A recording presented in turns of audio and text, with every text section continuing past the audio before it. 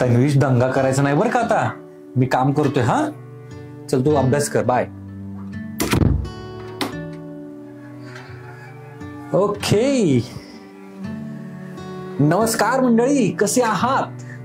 खूप दिवसानंतर ना असं वन टू वन टॉक करण्यासाठी मी आलेलो आहे. आजचा व्हिडिओ अर्थातच प्रश्नोत्तराचा तास.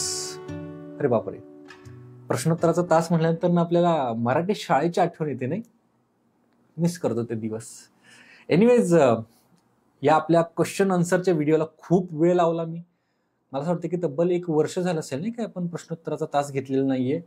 आणि कदाचित त्याचमुळे बऱ्याच जणांना हेही माहिती नाहीये की मी पुणे सोडलेलं आहे. आणि पुणे सोडून तब्बल 1.5 वर्ष झालेत मला. आणि मी आत्ता आहे पनवेलमध्ये. बऱ्याच जणांना माहिती पण असेल आणि बऱ्याच जणांना माहिती नाहीये. ज्यांना माहिती नाहीये त्यांच्यासाठीची ही माहिती. खरं तर आपण लाईफस्टाईल व्हिडिओज या चॅनलवरती बंद केल्यामुळे बऱ्याच अपडेट ज्या असतात ना त्या मिळत नाहीत किंवा त्या देता येत नाही मला. आणि त्या देण्यासाठी मी एक वेगळा चॅनल तयार केला होता, JKV लाईफस्टाईल. तर तोही चॅनल जास्त ऍक्टिव्ह राहत नाही, कारण की लाईफस्टाईल कॉन्टेंट म्हणले की डेली अपडेट पाहिजे, डेली किंवा आठवड्यातनं 2-3 व्हिडिओज तरी पाहिजेत. आणि मला हाही चॅनल तेवढाच ऍक्टिव्ह ठेवावा लागतो. सो दोन्ही चॅनल ऍक्टिव्ह ठेवणं थोडंसं डिफिकल्ट काम आहे, नाही का? सो खूप काही गोष्टी आता मी हातात घेतलेल्या आहेत, त्याच्यामुळे बराच वेळ हा माझा त्या सगळ्या कामांमध्ये जातोय. आणि इव्हन तो तुम्हालाही माहिती असेल की आपले व्हिडिओज बऱ्यापैकी लेट येत आहेत. सो एनिवे, असे काही प्रश्न आहेत ते आपण घेऊयात. सुरुवात करूयात. युट्यूबच्या कम्युनिटी पोस्टवरती लोकांनी काय काय प्रश्न विचारलेले आहेत ते बघूयात. त्या प्रश्नांची उत्तर द्यायची मी प्रयत्न नक्की करेन. सर्व प्रश्नांची उत्तर देता येतीलच असं नाही. बरेच जण म्हणतात की राव, आम्ही प्रश्न विचारला त्याची उत्तर तू दिलेली नाहीयेत. बट तुम्हाला एक अंदाज येईलच या व्हिडिओमध्ये की एका प्रश्नाचं उत्तर द्यायला किती वेळ लागतो. सो काही प्रश्न असे असतात की त्यांचं उत्तर एका वाक्यात होत नाही. एनिवेज, चला सुरुवात करूयात. पहिला प्रश्न मला दिसतोय वर्षा शौनक यांनी विचारलेला. Are you tired and exhausted of being one man army of your channel? What are the challenges you are facing to set up your own team? क्या बात आहे, युनिक प्रश्न आहे. But yes, one man army मी आतापर्यंत होतो, I understand. आणि त्यामुळे मला शारीरिक व्याधी खूप चालू झाल्या होत्या. पण आता बऱ्यापैकी मी त्याच्यावरती काम केलेलं आहे. अर्थात आपली एडिटिंगची टीम तरी सेट झालेली आहे. आणि म्हणा तुम्हाला अंदाज आलाच असेल, आपल्या व्हिडिओजमध्ये एडिटिंगमध्ये खूप चेंजेस तुम्हाला दिसत असतील.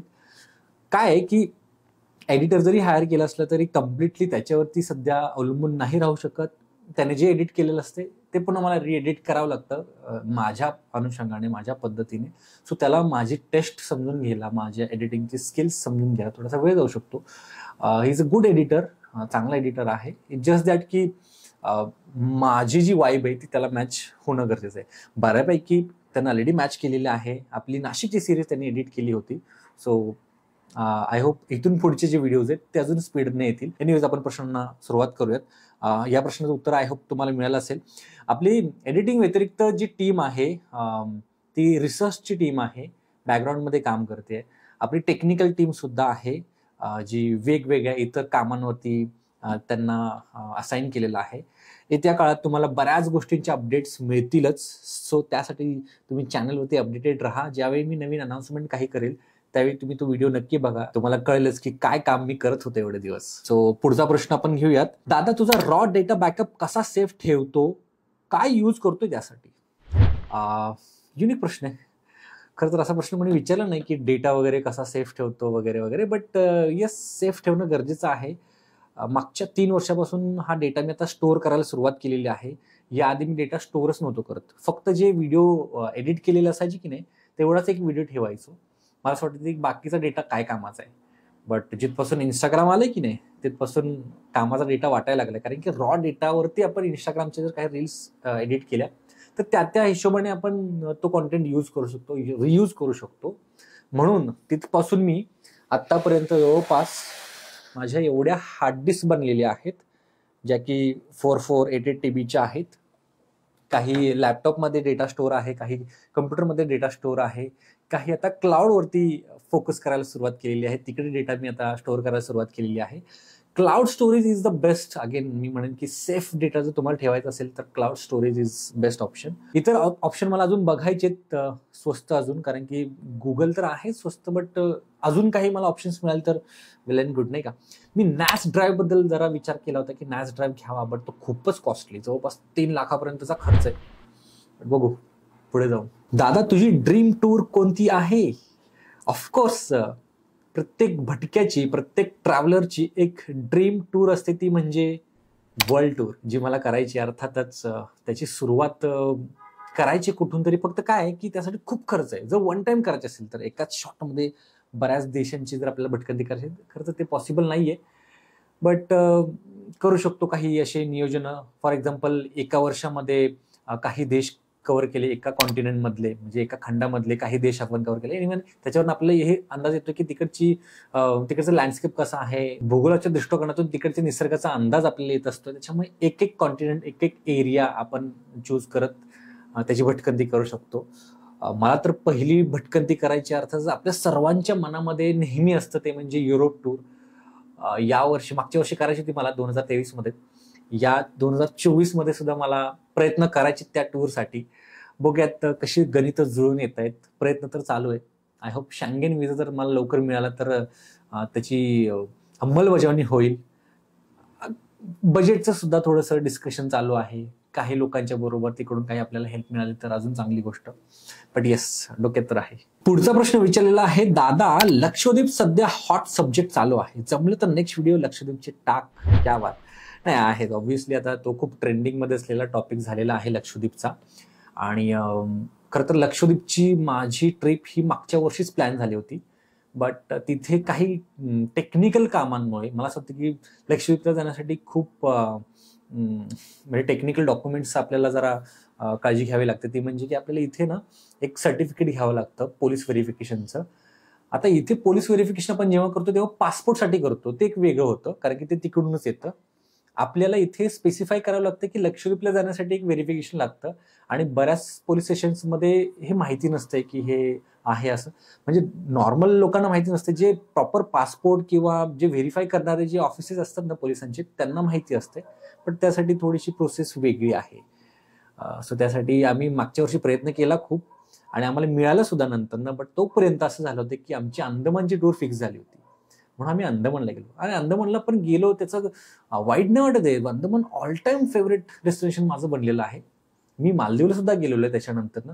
बट मालदीवपेक्षा मला अंदमान हे खरंच बेस्ट वाटलं, कारण की मालदीवमध्ये फक्त ना छोटी छोटी बेटं आहेत आणि निळाशार समुद्र आजूबाजूला. उथळ समुद्र आहे तो, बट छान समुद्र आहे तिथे. आणि तिथे सर्वात मेन अट्रॅक्शन म्हणजे तिकडचे वॉटर विलाज. सो कदाचित मी त्या वॉटर विलाजमध्ये थांबलो नव्हतो म्हणून मला तेवढं ते आवडलं नसावं. बट मालदीव हे जास्त फेवरेट आहे लोकांचं फॉर देअर स्कुबा डायव्हिंग आणि इतर वॉटर स्पोर्ट्स ऍक्टिव्हिटीसाठी. आणि तशाच ऍक्टिव्हिटी आपल्या अंदमानात सुद्धा होत आहेत राव. आणि आता लक्षद्वीप जर प्रमोट झालं, चांगलं जर ते डेव्हलप झालं, तर तिकडे सुद्धा खूप चांगले कोरल रिफ्स आहेत. समुद्री जे काय जीव आहे ते खूप चांगले आहेत. खूप आम्ही व्हिडिओज बघितलेले आहेत, आणि म्हणूनच मी प्लॅन केला होता. बट अनफॉर्च्युनेटली मला जाता नाही आलं. यावेळी बघूयात, एखाद्या कंपनी जर आपल्याला स्पॉन्सर केलं तर आपण नक्की लक्षद्वीपला जाऊयात. पुढचा प्रश्न विचारलेला आहे, दादा मुळशीत कधी येणार आहेस? खरंच मुळशीला दरवर्षी एक ना एक राऊंड हा असतोच त्या काकूंना भेटायचा. कारण ते असं झालं की ती एक फॅमिली बनलेली आहे. नेहमी कॉन्टॅक्ट करत असतात ते सुद्धा. आम्ही पण त्यांची चौकशी करत असतो. त्यांच्या घरात एखादा नवीन बाळ जन्माला आलं की ते आम्हाला सांगत असतात. आणि आहे एक बंध, ऋणानुबंध जुळलेले आहेत. ट्रेन जाते, आवाज येतोय काय? येस. एनिवेज, आता आपण पुढचा प्रश्न घेऊयात. कदम सर, तुमच्या व्लॉगिंग मध्ये सातत्य का नसते? एक व्हिडिओ नंतर दुसरा व्हिडिओ फार दिवसांनी येतो का? व्हिडिओच्या सुरुवातीलाच मी आय थिंक ह्या प्रश्नाचं उत्तर दिलेलं आहे थोडक्यात. बट येस, तुमच्या ह्या सर्वांचं प्रेम आहे की तुम्हाला माझी व्हिडिओ सतत बघायला आवडतात, आणि त्यांना ही अपेक्षा नसते की ते व्हिडिओज खूपच हाय एंड क्वालिटीचे पाहिजेत, प्रॉपर त्याला व्हॉइस ओव्हर पाहिजे, प्रॉपर स्टोरी टेलिंग पाहिजे. त्या लोकांना फक्त मी त्या व्हिडिओमध्ये असायला हवं, मी त्यांच्याशी बडबड करावी. सो हे एक वेगळंच नातं निर्माण झालेलं आहे, आणि त्यासाठीच मी मानतो माझ्या JKV फॅमिलीला की त्यांनी मला आजपर्यंत जपलेलं आहे. आणि म्हणून मी पण JKV फॅमिलीला काहीतरी देणं लागतो आणि त्यासाठी काहीतरी चांगला व्हॅल्यू ॲडेड कॉन्टेंट द्यावा ह्याचा नेहमी प्रयत्न असतो. पण ठीक आहे यार, म्हणजे मध्ये मध्ये असे कॉन्टेंट देणं एक बोनस पॉईंट आपण म्हणून कन्सिडर करू शकतो, त्यांना बोनस म्हणून देऊ शकतो. पण जर सातत्य पाहिजे तर raw content, raw vlogging is nothing but raw content. आणि मी व्लॉगिंगला सिनेमॅटोग्राफीने फिल्म लेवलला घेऊन जातोय, डॉक्युमेंटरी लेवललाच घेऊन जातोय, जे की एक आहे, एक वेगळेपण आहे. But vlogging is all about connectivity, नाही काय. सो तुमच्यातली माझ्यातली कनेक्टिव्हिटी जर त्याच्यामध्ये जर सातत्य राहिलं तर ते ऋणानुबंध जुळतात आणि ते जुळलेले आहेत आजपर्यंत, म्हणून लोक माझ्याकडनं ती अपेक्षा ठेवून आहेत. आणि कदाचित त्यामुळे मला असं वाटतंय की एक विचार माझ्या डोक्यात येतोय की हे जे कनेक्शन तुटलं होतं मागच्या ह्या वर्षामध्ये, जे काही जिथपासून मी ठरवलं होतं की मी लाईफस्टाईल कॉन्टेंट हा मेन चॅनलवरती टाकण्याच्या ऐवजी सेपरेट चॅनल बनवून टाकेन, तो निर्णय मला असं वाटतंय की रिव्हर्स करावा लागेल. लाईफस्टाईलचे व्हिडिओज हे आपण याच मेन चॅनलवरती टाकावेत, बट त्याला एक लिमिट घालून महिन्यातून जास्तीत जास्त 2 लाईफस्टाईल व्हिडिओ जायला पाहिजे, ज्याच्यामध्ये ओव्हरऑल महिन्यामध्ये माझ्याबरोबर काय काय घडलं किंवा माझ्या लाईफमध्ये काय गोष्टी घडत आहेत त्याची अपडेट तुम्हाला मिळणं गरजेचं आहे. आणि हे खरंच आहे बरं का. बऱ्याचदा मला जे सबस्क्रायबर्स भेटतात ना, ते म्हणतात की दादा तुम्ही इकडे कसे काय. त्यांना माहितीच नाही की मी पनवेलला शिफ्ट झालेलो आहे. ते अजूनही कन्सिडर करतात की मी पुण्यातच आहे. आणि ते का कन्सिडर करतात, कारण की मेन चॅनलवरतीच मी पुण्याला शिफ्ट झालो, डोंबिवलीवरून पुण्याला शिफ्ट झालो हे सांगितलं आहे. त्यामुळे लोकांना ते माहिती आहे. सो तो जो पर्सनल कनेक्ट आहे तो पण वाढणं गरजेचं आहे, तेही टिकवणं गरजेचं आहे. आणि नवीन चॅनल तयार केल्यामुळे तो चॅनल बऱ्याच जणांना माहिती नसल्या कारणाने ते तिकडे गेले नाहीत, त्यांना ते अपडेट्सच माहिती आहेत. तिकडे आपण भरपूर व्हिडिओज टाकलेत, मागच्या वर्षात ज्या काही गोष्टी घडलेल्या आहेत त्या चॅनलवरती ऑलरेडी टाकलेल्या आहेत. आता त्या चॅनलवरती ऍक्टिव्ह राहणं हे एक मोठं चॅलेंज असायचं की त्याही चॅनलवरती व्हिडिओज कंटिन्युअसली टाकायचे आणि याही चॅनलवरती टाकायचे. त्यामुळे माझं नेहमी गफलत व्हायची, मी खूप कन्फ्युज असायचो. लोक तिकडची पण बोलतात की दादा तिकडे पण तू व्हिडिओज टाकत नाही. पण आता फोकस 100% आपल्याला इंस्टाग्राम आणि या मेन चॅनलवरतीच करायचं. हे 2च फोकस पॉईंट्स ठेवणं गरजेचं आहे, जे आधीपासून चालत आलेलं आहे. सो 100% तुमचे ह्या मागणीचा मी पुरवठा नक्की करणार आहे. येत्या काही काळामध्ये आपले लाईफस्टाईल व्हिडिओ सुद्धा येतील, मॅक्स 2 महिन्याला किंवा 1 सुद्धा येईल, त्याच्यामध्ये तुम्हाला अपडेट मिळत राहील. सो पुढच्या प्रश्नाकडे वळूयात. मोठी गाडी घेणार कधी? नाही रे, हीच गाडी खूप चांगली आहे. मला 100% नेक्सॉनने खूप चांगला सपोर्ट केलेला आहे, खूप चांगली गाडी आहे. आजपर्यंत काय मोठं काम आलेलं नाहीये. आणि मध्ये फक्त तो टायर फुटला, बट तो टायर फुटलेला आहे फक्त, दुसरं काहीच नाही. आणि तो टायर बदलून घेतलेला आहे आणि बदलायलाच आला होता. ऑलमोस्ट 30,000च्या वरती आपलं रनिंग झालं होतं आणि मग 4ही टायर मी बदलून घेतले. ओ माय गॉड, एक खूपच डीप मधला प्रश्न ह्या मित्राने विचारलेला आहे.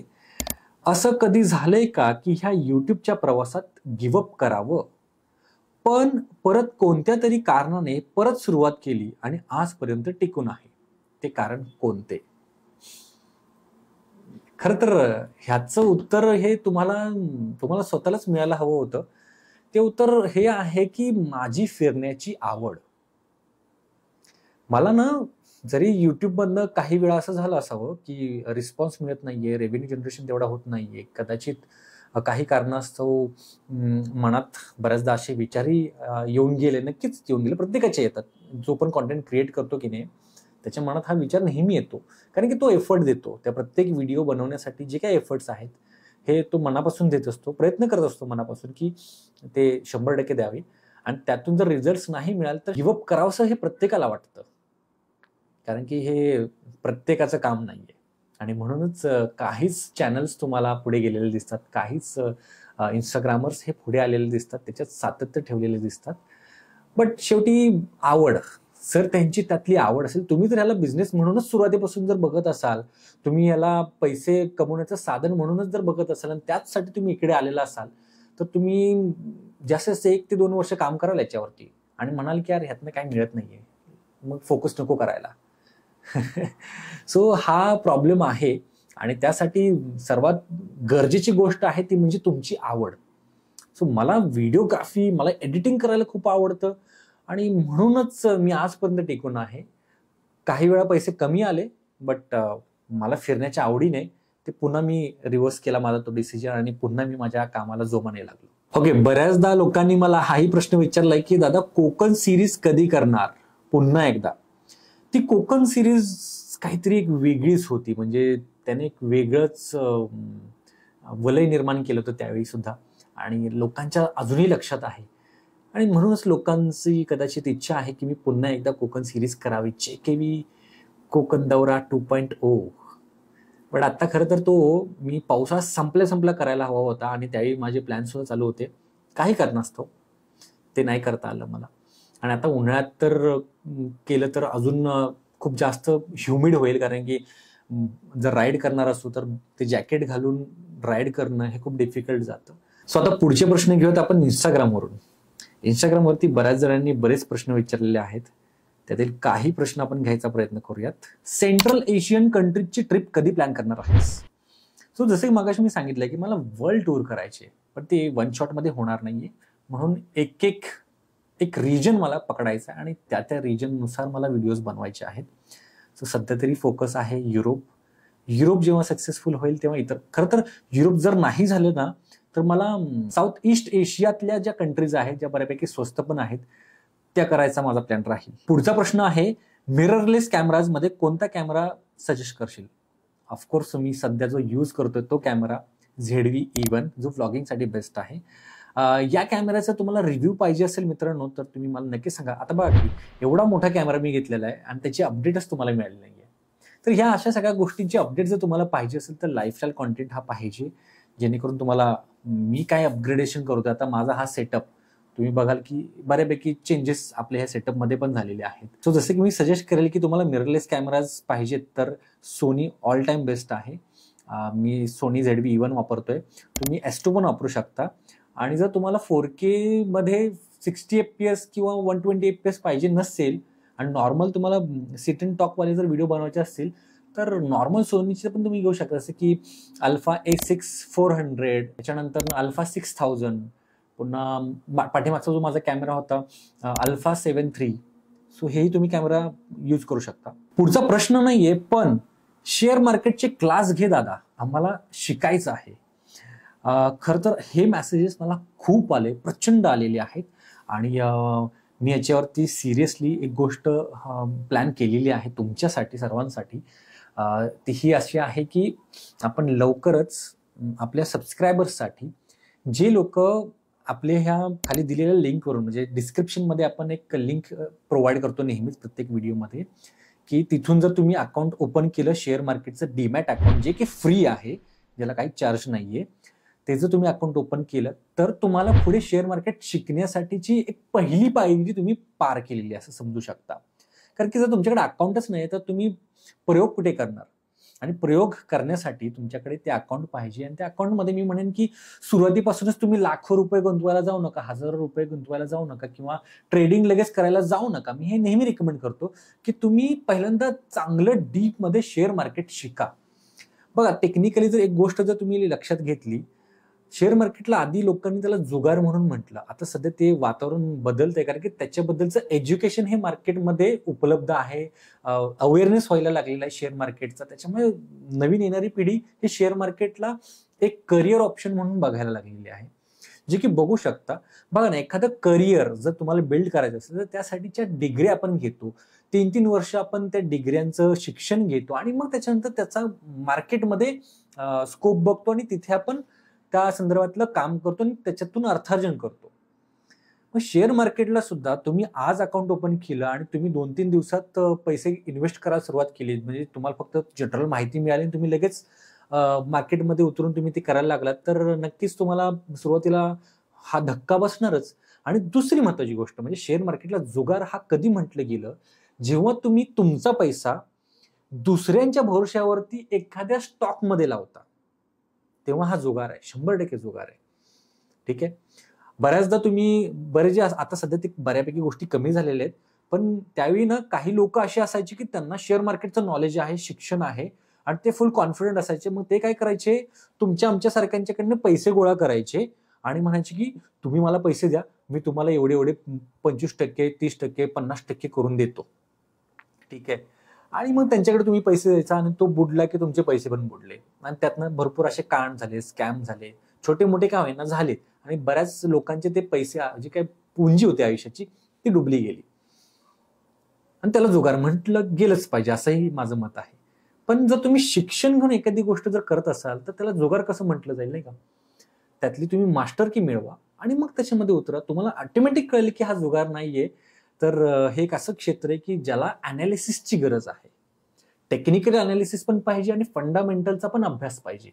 ह्या दोन्ही गोष्टी जेव्हा तुम्हाला जमतील तेव्हा तुम्ही शेअर मार्केटमध्ये कॉन्फिडेंटली उतरू शकता आणि त्यावेळी तुम्ही तुमचा अर्थार्जनाचा जो मार्ग आहे तो सुकर करू शकता. बाय द वे, अगेन सांगतो, शेअर मार्केटचा अकाउंट नसेल तर ते फ्रीमध्ये मिळतंय, खाली डिस्क्रिप्शन मध्ये दिलेल्या लिंकवरून.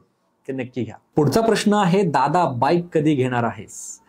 खरंच बाईक मला घेतली पाहिजे, एक मोठी तरी ॲडव्हेंचर बाईक घेतली पाहिजे. कारण की जर लॉंग जर्नी मारायची ना तर काळ्या घोड्यावरती मी केल्यात, पण आता असं झालं की जरा पाठीचा मणक्याचा त्रास व्हायला लागलाय आणि क्रुझिंगवाली बाईक, ॲडव्हेंचर बाईक असणं हे तितकंच गरजेचं आहे जर लॉंग जर्नी आपण मारत असू तर. सो त्याने प्रवास हा सुकर होतो. सो नक्कीच प्रयत्न आहेत माझे, जसं की आता रॉयल एनफिल्डची जी हिमालयन आली ना 452, ती एक डोक्यात घुसलेली आहे आणि एसडीची एक ॲडव्हेंचर बाईक आहे. बघूयात आता बजेटचं, म्हणजे पहिल्यांदा आपला हा काळा घोडा मार्केटमध्ये उतरवला पाहिजे, म्हणजे त्याला आपण रिसेल करून दुसरी गाडी घ्यायची. काळा घोडा चांगलाच आहे, अजूनही असं काही नाही. फक्त लॉंग जर्नी जर मला मारायची असेल ना तर काळ्या घोड्यावरती मी सध्या नाही मारू शकत. काळा घोडा सिटी वापरासाठी, लोकल वापरासाठी चांगलाच आहे. जास्तीत जास्त तुम्ही 100 ते 200 किलोमीटरपर्यंत काळ्या घोड्यावरती जाऊ शकता. पण त्याच्या पुढे जर जाल ना तर पाठीचा आणि मणक्याचा त्रास, मानेचा त्रास व्हायला सुरुवात होते आणि तो मी अनुभवलेला आहे. त्यामुळे थोडंसं मी अपग्रेडेशनचा विचार करतोय. पुढचा प्रश्न आहे की जीवन दादा एक सांगा, तुमच्यासारखा सक्सेसफुल ब्लॉगर बनण्यासाठी काय करावं लागेल? काय करावं लागेल सांगा आता तुम्हीच. मी आजपर्यंत जे काय केलं ते तुम्ही सर्वांनी पाहिलेलं आहे. मी प्रत्येक पावलागणिक माझ्या स्वतःमध्ये बदल करत गेलेलो आहे. माझ्या बोलण्यामध्ये, माझ्या नॉलेजमध्ये, माझ्या टेक्निकल इक्विपमेंट्समध्ये, एडिटिंगमध्ये, सिनेमॅटोग्राफीमध्ये, क्वालिटीमध्ये आणि खूप गोष्टी, स्टोरी टेलिंगमध्ये खूप बदल करत गेलेलो आहे. पावला गणित हा चेंज पाहिजेच. मार्केटचं अडॉप्टेशन हे तुम्हाला जमलं पाहिजे आणि तरच तुम्ही एक चांगले क्रिएटर. आणि सर्वात महत्त्वाची गोष्ट ती म्हणजे तुमच्यात पॅशन पाहिजे. पॅशन नसेल तर तुम्ही गिव्हअप करणार, ज्याचं उत्तर मी ऑलरेडी दिलेलं आहे. एनिवेज, प्रश्न काय संपणारे दिसत नाहीयेत, खूप प्रश्न आहेत. पुढचे प्रश्न आपण पुढच्या एका Q&A सेशनमध्ये घेऊयात, पुढच्या व्हिडिओमध्ये घेऊयात. आत्ताच्या या व्हिडिओमध्ये जे तुम्हाला मी उत्तर दिलेली आहेत त्या उत्तरांशी तुम्ही सहमत आहात का? तुम्ही कन्व्हिन्स्ड आहात का? हे मला खाली कॉमेंटमध्ये नक्की सांगा आणि भेटूयात लवकरच पुढच्या व्हिडिओमध्ये. तोपर्यंत धन्यवाद.